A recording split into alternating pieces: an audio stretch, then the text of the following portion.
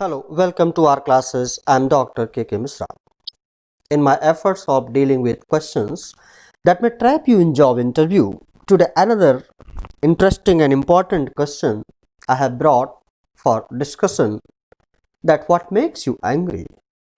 Now this is something which nobody can avoid it. Nobody can say that the person does not get you know in a disturbed mood, that the person doesn't become angry. You cannot have a big yes or no to this question. So how to deal about it? Let us go to the different slides. We will find answer to it. As I spoke earlier, it can be difficult to decipher what an interview question really means. What the interviewer is actually trying to learn might not be really apparent. However, if you recognize what is really being asked, you can focus your answer and create a strong response. One of the most difficult questions to answer is definitely what makes you angry. At first it may seem like there is no correct answer. In actuality, it is important for them to know if a part of the job will frustrate you enough to affect your performance. This question is often followed by asking if a specific conflict will make you especially angry. There is a trap. You don't want to come across either as a hothead or a wimp, because that is what is going to happen if you are not prepared for. Now, what could be a better way or better answer? Give an answer that is suited to both your personality and the management style of the firm. Here, the homework you have done about the company and its style can help you in your choice of words. A better answer which one may have for this question is like, I am an even-tempered and positive person by nature, and I believe this helps me a great deal in keeping my department running smoothly, harmoniously, and with a genuine esprit de corps. What is esprit de corps? That is, though this is not the part of this answer, I am just speaking the meaning, that is, union is strength. Now it goes without saying, like ahead, I believe in communicating clearly what is expected, getting people's commitment to those goals, and then following up continuously to check progress. So within inverted commas given, again let me tell you that it is not expected from you to use the term which is very much difficult and then you start telling the meaning of that.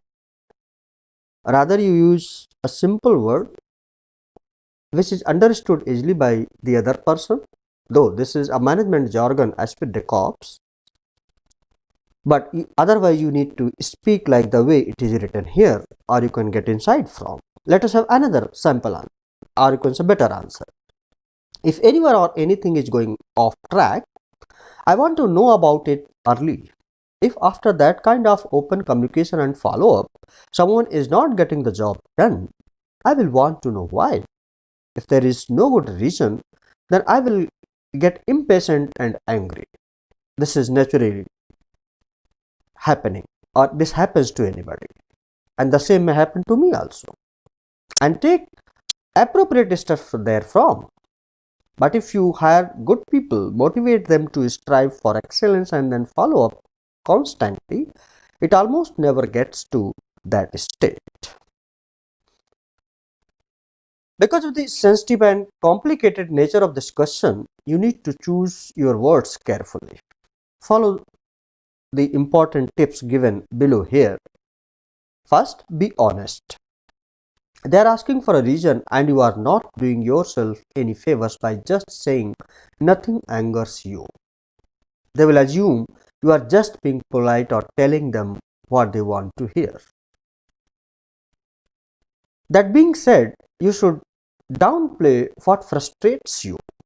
You should mention that they annoy you, but don't communicate that you cannot function in a certain situation. It is wise to conclude by mentioning what you do to deal with your frustration and how you are able to do a good job despite getting angry.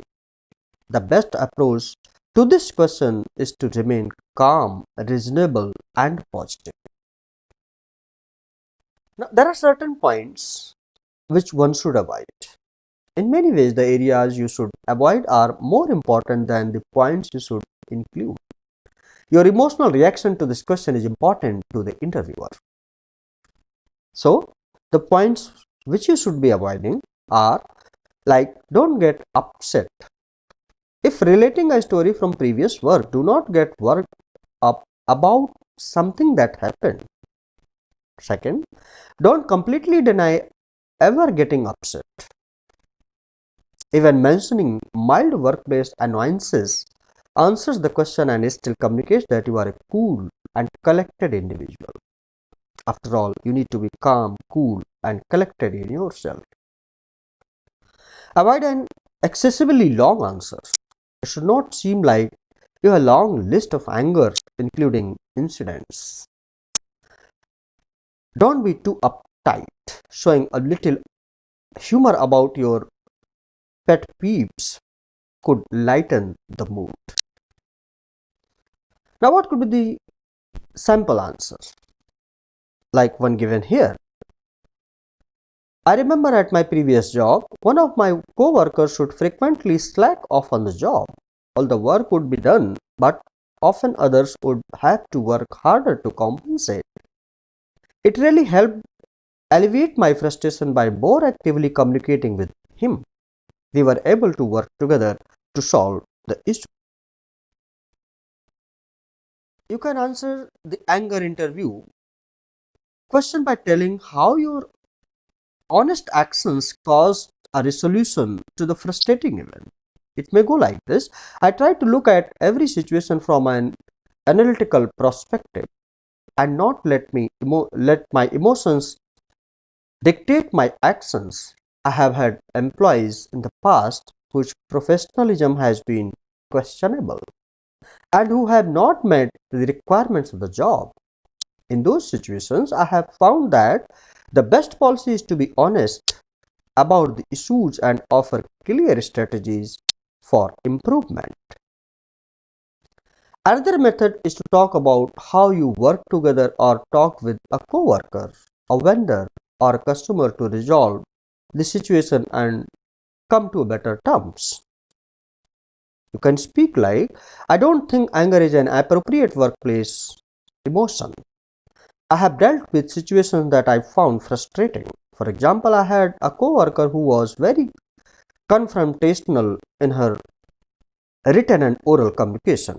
I felt like I was constantly being criticized for things beyond my control. I sat down with her and talked about ways that we could improve our communication.